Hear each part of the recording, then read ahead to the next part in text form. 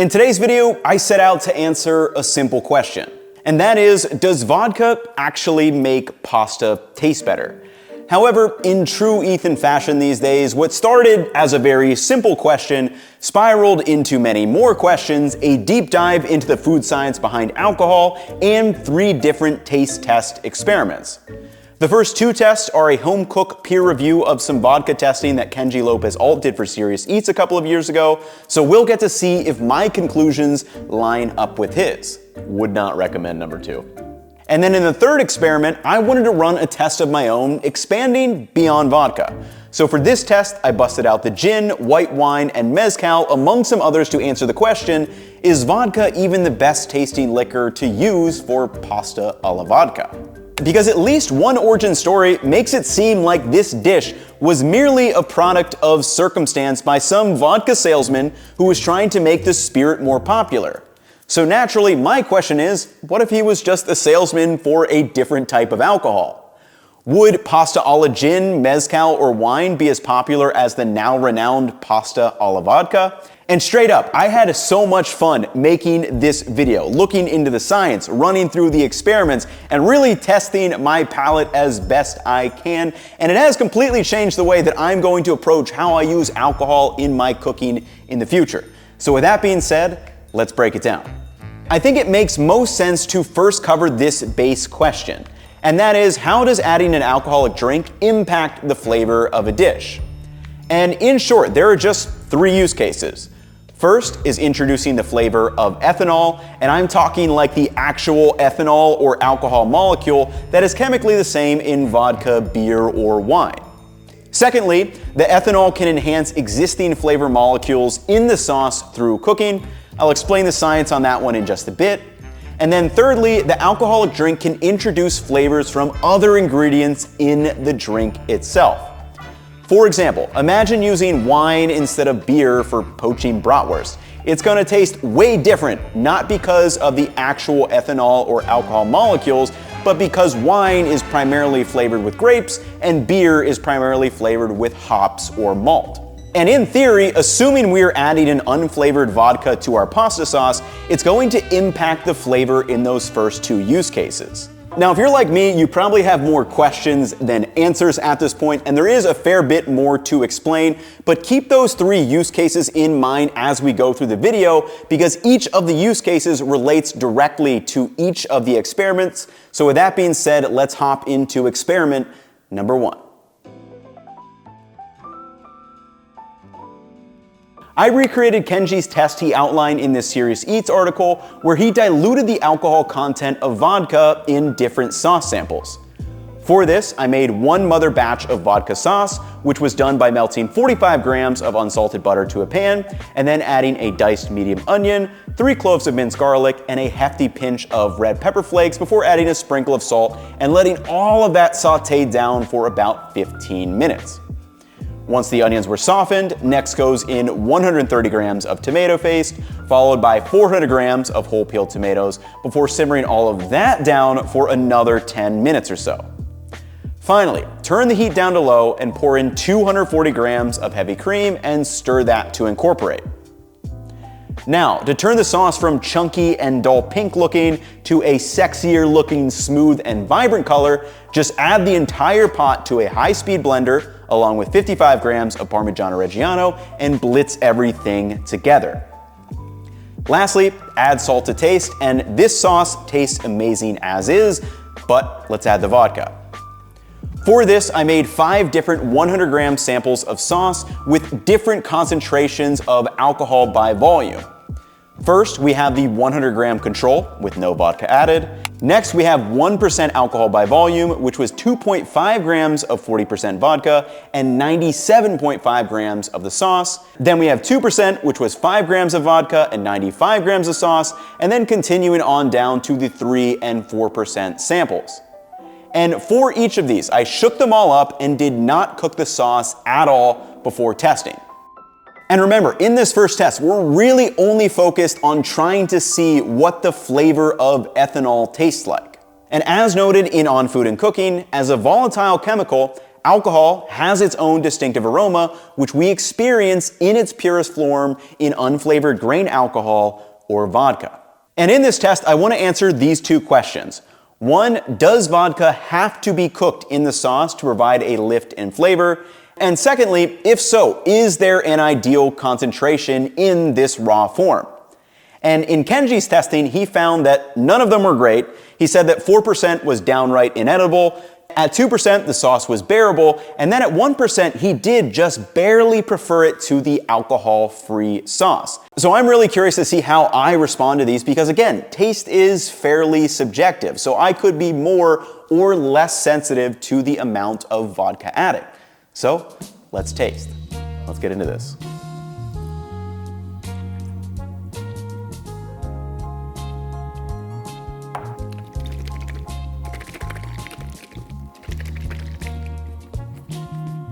They don't actually smell too strongly of vodka, but let me blindfold, then I'll mix them all up and see what differences we can taste.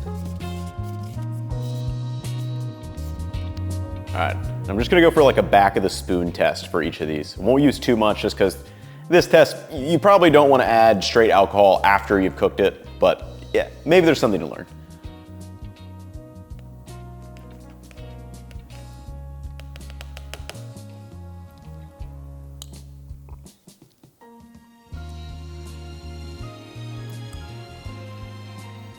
Ooh.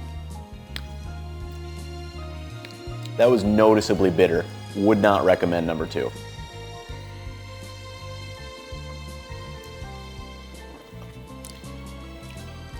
Much more mellow on that one. Okay, number 4 now tastes more bitter to me. Number 5, I think, was a little bit bitter as well. Let me go back to 1, because 1 was pretty mellow. I'm gonna guess 1 does not have any in it. Oh, dude, 2 is terrible, terrible. All right, 3 wasn't as, I mean, it's still not great. 4. Yeah, 4 is definitely a little bitter. So 1 is probably my favorite. I'm gonna assume it probably doesn't have vodka. 2 and 3 don't like. I think 2 is probably the strongest of them. Let's take a look at C and then we'll actually go and cook these. Okay, so number 1, no vodka. Happened to not move space when I mix it up.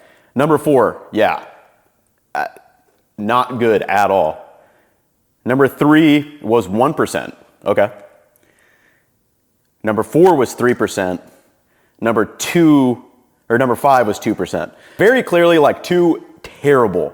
1, really good because it didn't have vodka. These 3, didn't really like that much. Definitely bitter, definitely need to cook the sauce. You get a really bitter note that is just not pleasant at all. But let's actually cook these sauces and pair it with some pasta and see how it changes. Maybe the 4% will cook down and be just as enjoyable as the one without. Before we get to cooking the sauce samples, let's do a quick alcohol molecule debrief because again, this kind of seems like a silly test to do.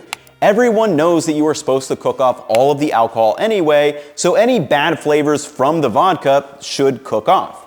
But what if I told you that all of the ethanol molecules added to the sauce are actually not going to cook off, and in fact, you wouldn't want them to?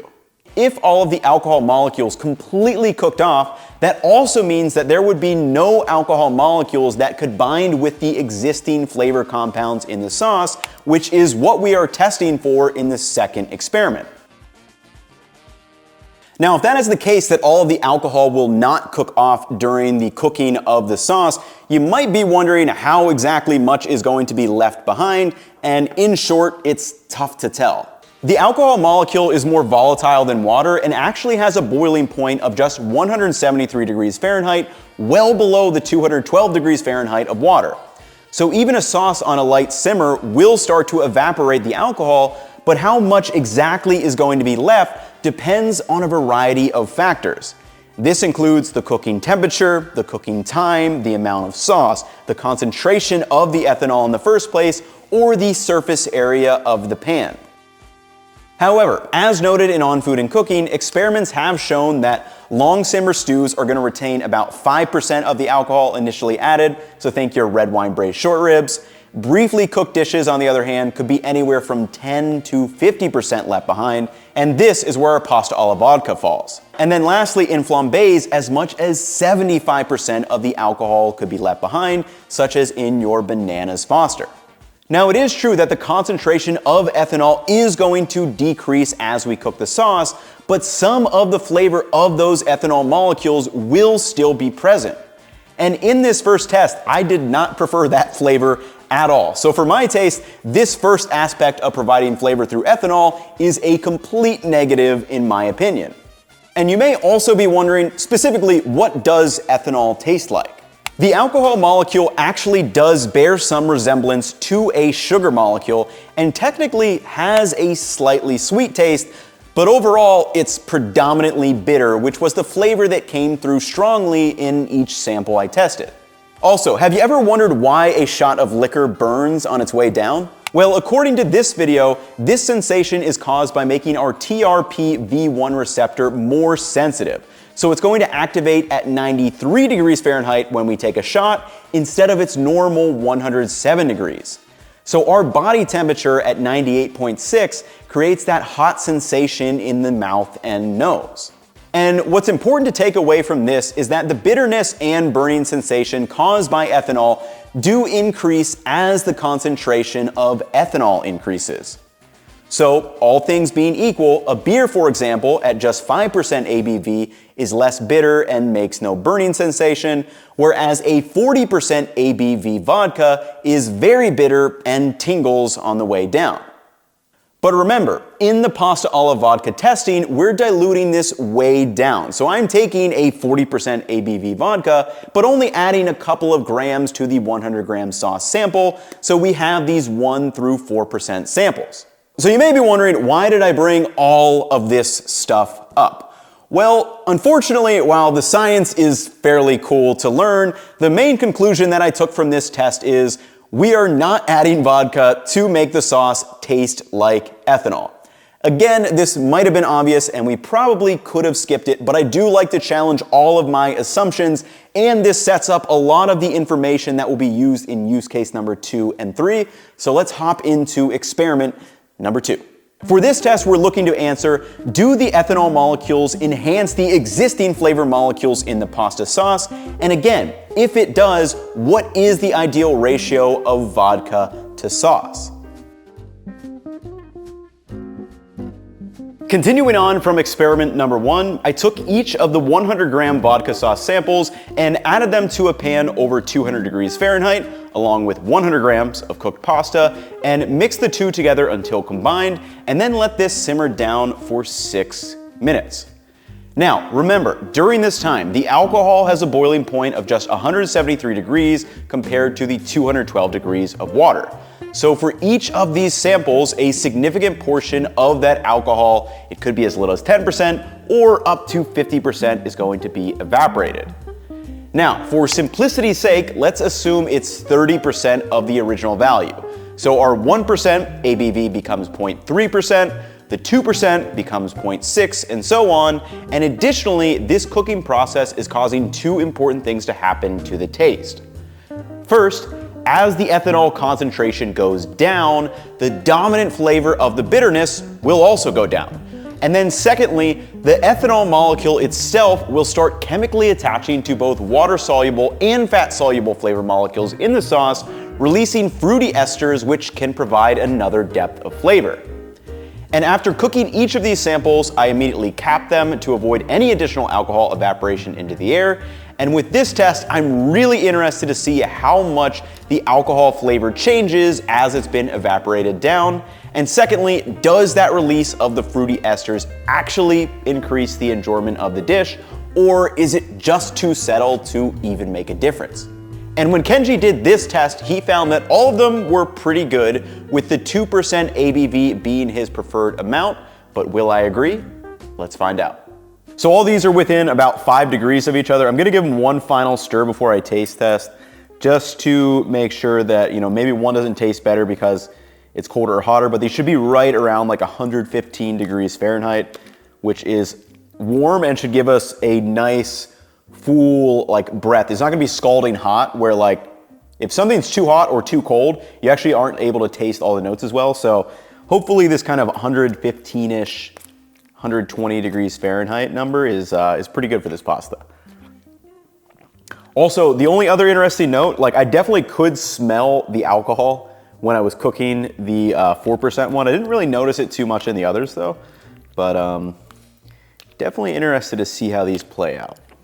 Let me blindfold and see if I can taste any differences.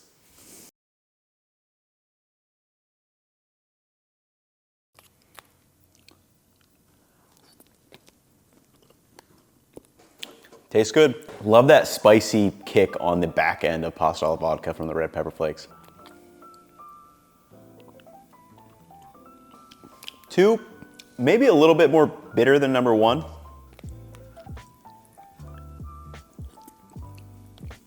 3 was really good. I think, again, 2 on the bitter side, 1 and 3 very good.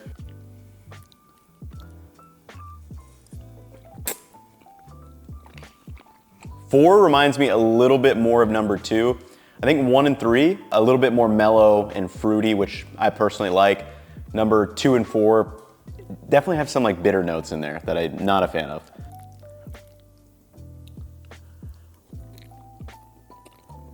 Number 5 is really good. Let me run back through, but first impressions 1, 3, 5 are all really good. I think 2 and 4 I don't really like. And basically 2 and 4, I think there are some noticeably more kind of harsher notes in there that are likely due to a higher alcohol, but I guess we'll see in a second.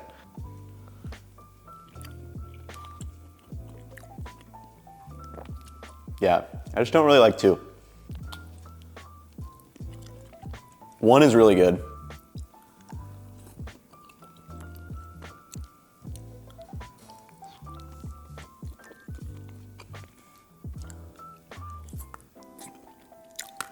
All right, now that I've gone back through, I think 2 is definitely the worst, the harshest tasting. Number 1, really good. Number 3, I liked a lot. 1 and 3 are actually pretty much the same. 4, so-so, not bad. 5, also really good. The only one that I think is actually a step below is number 2. So I'm kind of interested to see what these are. So 5, 0 alcohol. And yeah, that was like, yeah, this one definitely tasted kind of pretty fruity and good. Didn't have like any of those harsh notes, so that makes sense. 4, the 3%. So again, I think that may set, the first time I went through, I was like 2 and 4. 3, 2%, I really, really like that one. Yeah, 2, 4%, 1, 1%. Yeah, so I think it is pretty obvious, especially in like the 4 to 3%, like it's just too much vodka. Like, at least for my taste, it's bitter, it's harsh, I do not like it. These were really good. They weren't as harsh, and definitely some kind of fruity like notes, which I really, really like. That being said, I really do like number 5 with just no vodka at all. I wouldn't say that the 1% or 2% are like significant upgrades. I would say 2 and 4 are significant downgrades though. So these 2 tests were definitely pretty interesting, and I'm glad I did do them. I think we fairly aligned with what Kenji concluded in his articles, though I would say 1 and 2 are good. I really don't think you need to add vodka to this dish. I don't think it enhances it that much. And actually, this is why I wanted to move to test number 3, where we are gonna look at different kinds of spirits that could potentially provide more flavor outside of just the alcohol. Will they taste better? Well, let's look at the science and then do a taste test. So similar to Kenji, the 1 and 2% ABV sauces definitely did taste different, and in my opinion, a little bit better, but I'm curious in exactly what's going on here, so let's dive just a little bit deeper into the food science. In short, spices, herbs, aromatics, or vegetables provide flavor to dishes through flavor compounds, and generally these can be either fat soluble, which is part of the reason why cooking with fat make flavorful food, and secondly, they can be water soluble. Now, the alcohol molecule, on the other hand, is kind of a unicorn of the two. If you take a look at the chemical structure of ethanol, it actually has one end that looks like fat and one that resembles water, so it becomes a highly versatile molecule. And by adding this third liquid of alcohol, we get two benefits. One, any flavor compounds not completely dissolved by the fat or water in the sauce will now be dissolved and released by the alcohol. And then secondly, the alcohol can bind with these flavor aromas to form new compounds, such as those fruity esters, which yield a deeper and more complex flavor in a variety of products. For example, fruity esters can be responsible for part of the flavor in yeasted breads, caramelized sugar, or certain fruits and vegetables. So in terms of use case number 2, does the addition of ethanol enhance and create new flavor compounds in the sauce? And for this test, I did find that the 1 and 2% were my preferred versions. It completely cooked off that really bitter flavor at the low concentration and just had a slightly different taste to them. That being said, you have to keep in mind, I could have continued to cook the 3 and 4% down further if I was still tasting them bitter, so that's one way that you can troubleshoot using alcohol in a sauce. If it doesn't taste good, just keep cooking it. So with experiment number 2 done, this brings us to use case number 3, which is where I want to answer the question, is vodka even the best tasting liquor for pasta alla vodka?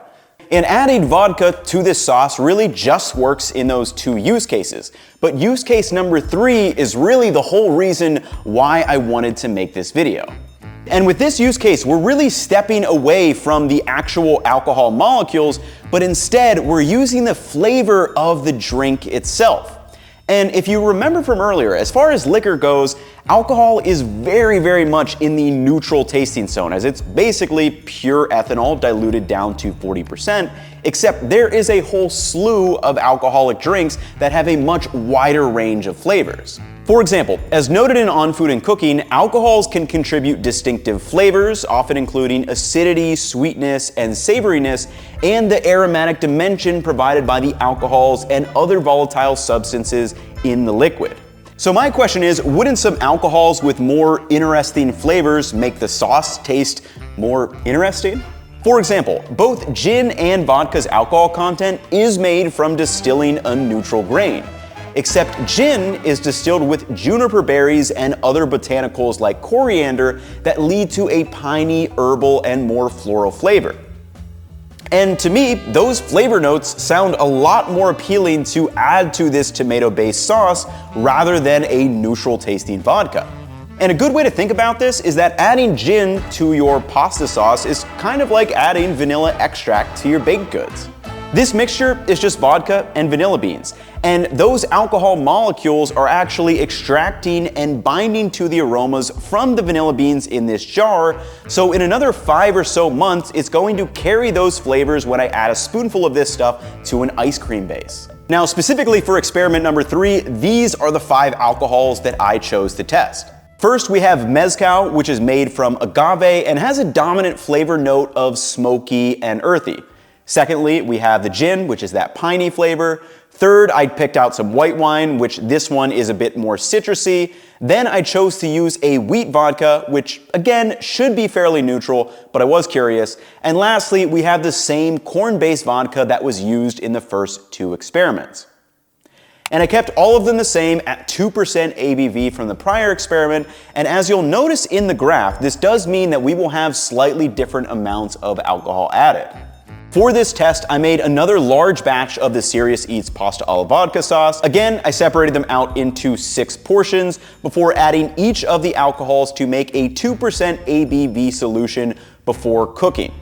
And because the wine, for example, has a lower concentration, it needed the most additional liquid to make a 100-gram sample size. Now this time around, the ethanol molecules are still being evaporated, which is going to lower the bitterness, and the ones that remain in the sauce are still going to combine with the other aromas, but additionally, there are now tons of new flavors from each one, like the pine notes from the gin or the acidity from the white wine.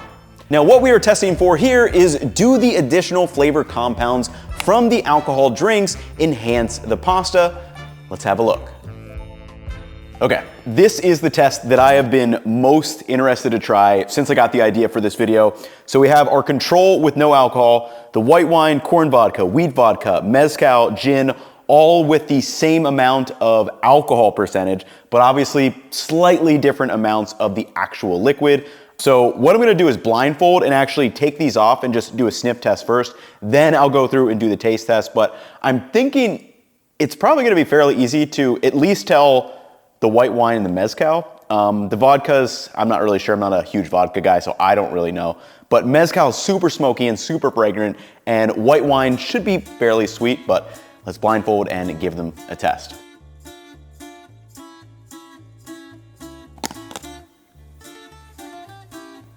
Smells good. Not getting anything particular on that one. This one also kind of just smells like your typical vodka sauce. Also kind of just smells like typical vodka sauce. Maybe, it's tough to tell, All right, this is 1000% the mezcal. It's so obvious. Very, very, like, it's got that smoky and like, you know, tequila type smell to it. Not super obvious. Let's see when I actually go through and taste these. Number one. A nice little spice on the back end of that one.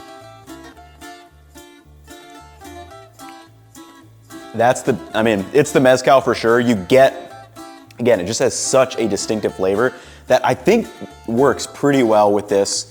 I might even go a little bit lighter on the mezcal just because you're not really after necessarily the alcohol percentage, I think in this case, but more after that kind of subtle smokiness. And I think it's a little overdone. So maybe like dial that back by half next time. But it's super, super interesting.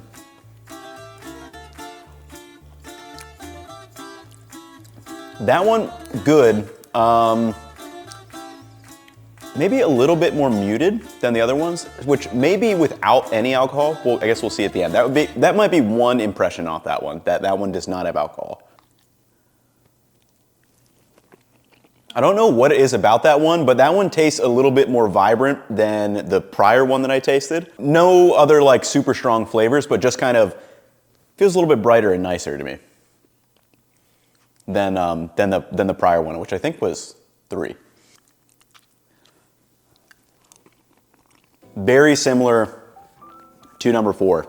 Could not really tell you any difference between 4 and 5, but both very good. And I would again say kind of a little bit more vibrant than the third one. Let's go to number 6. Let me go back through. I think that one might be my favorite. I don't know why. Oh, you know what? Now that I went back to this, I'm almost positive this is the wine. I think I can really taste it now that I've kind of gone back through it. Number 2 is the mezcal. I don't think I need to taste that again. Let me compare 3 and 6 one more time though. Yeah, 3 is just, it's solid. I would say maybe not quite as like fruity, not quite as vibrant. Let me go back to one more 5 and then we'll go 6 again too.